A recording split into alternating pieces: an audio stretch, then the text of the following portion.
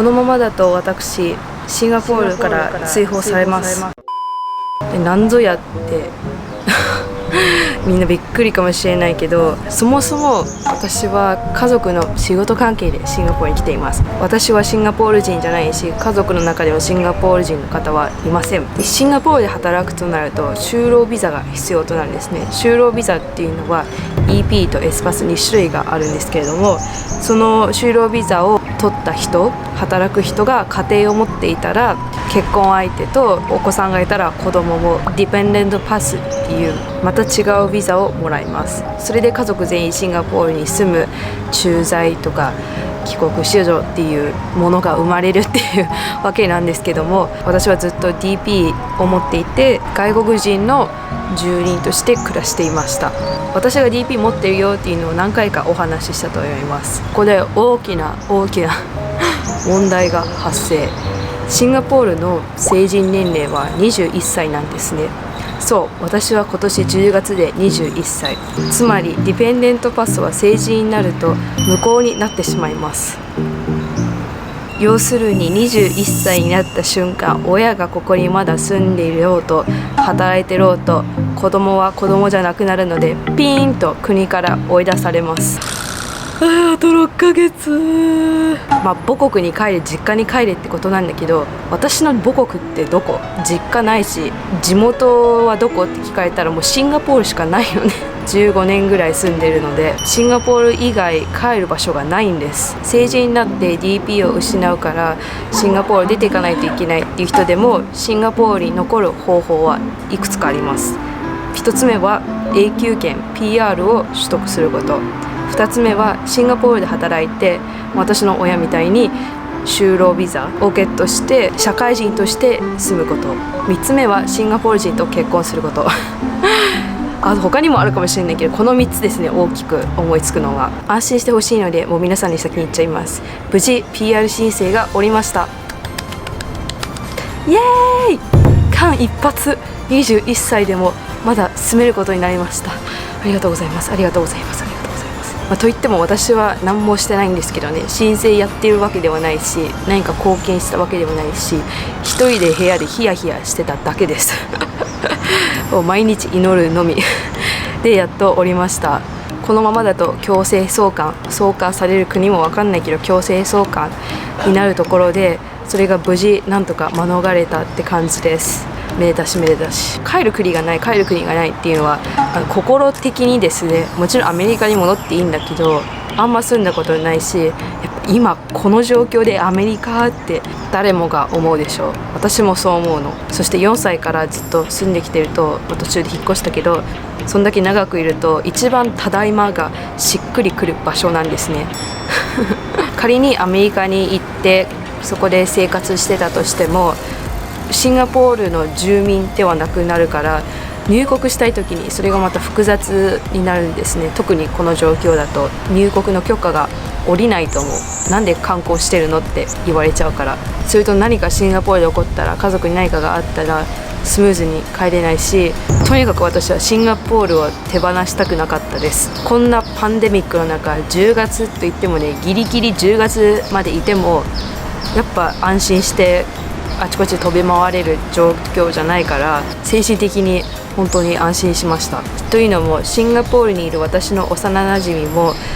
みんなこんな感じで来てるので、みんな DP 持ってるんですね。私の友達たちも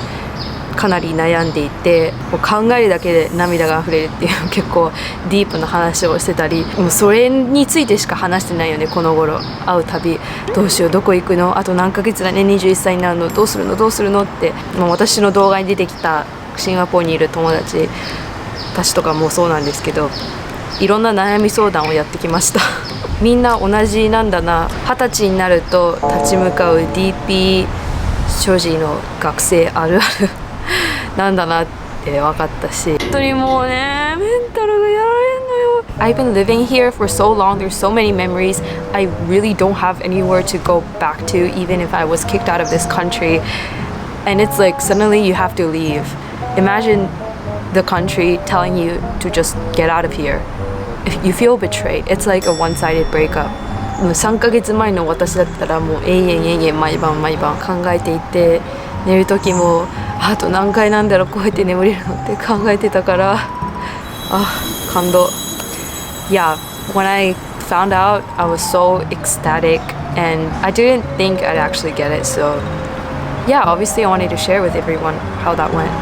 というわけで PR の申請について少しあんまり詳しくないんですけどお話ししようと思ってて、それ PR 申請できる条件もいくつかあります。全部言うと長くなるんだけど、そのうちの一つが未成年であること。だから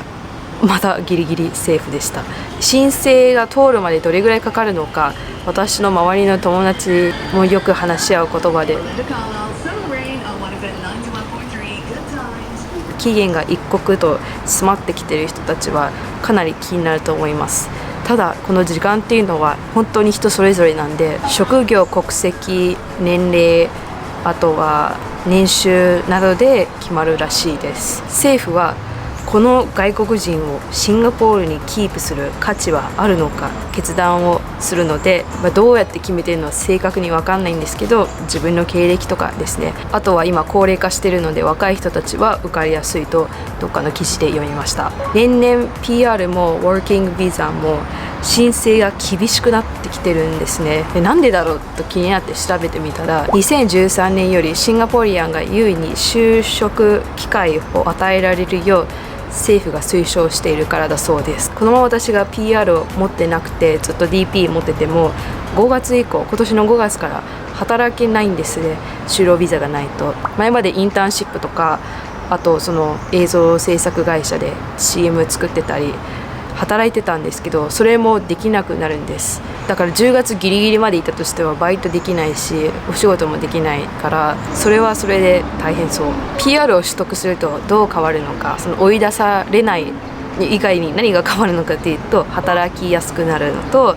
あとはビザがなくても入国できること、それから欲しければシンガポールの国籍も手に入れます。今は手に入れられないけど PR になって最低2年かな、最低何年経って申請してなんかいろいろやったらシンガポールのパスポート、世界で最強と言われているパスポートを手に入れることができるみたいです。あとは政府の補助や CPF 預金が増えます。補助というのは有給休暇や妊娠休暇っていうの、あれなんていうの、育児休暇が増えたり、年金みたいな制度で CPF 預金っていうのは退職後の生活保障として月給の 17% が振り込まれるようになります。シンガポール人と永住権を持っている人たちに義務付けられているので金銭的なベネフィットもあります。じゃあみんな申請すればいいじゃない。時間かかるかもしれないし分かんないかもしれないけど、とりあえずみんな申請したらどうなのって思うでしょ。それでも申請できない人たちもいるんです。私の友達とか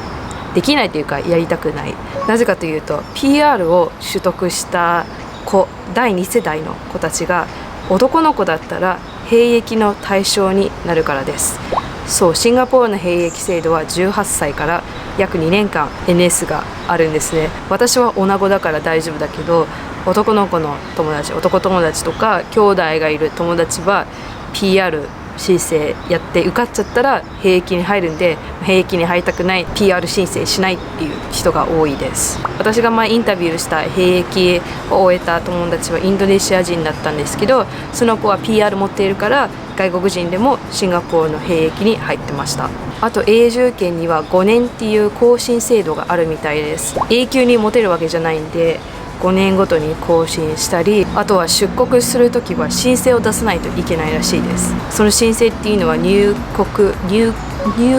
許可ですね。でもこれはオンラインで簡単にできるみたいなのであんまり大きな問題ではないです。やっぱ兵役だよね、みんな悩むのは。過酷だからうちの息子を入れたくないって思う人は PR 申請しない方もいるんじゃないでしょうか。じゃあ18歳過ぎてから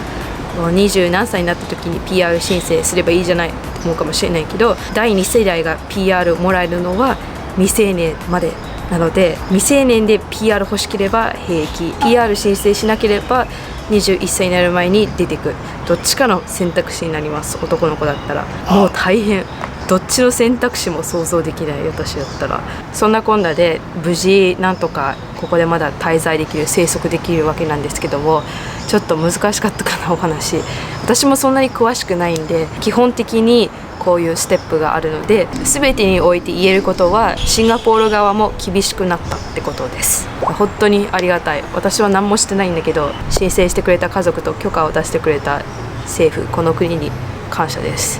この後チャイナタウンで放火にでも行きますか最後までご視聴ありがとうございます。チャンネル登録や高評価もよろしくお願いします。ではまた、バイバイ。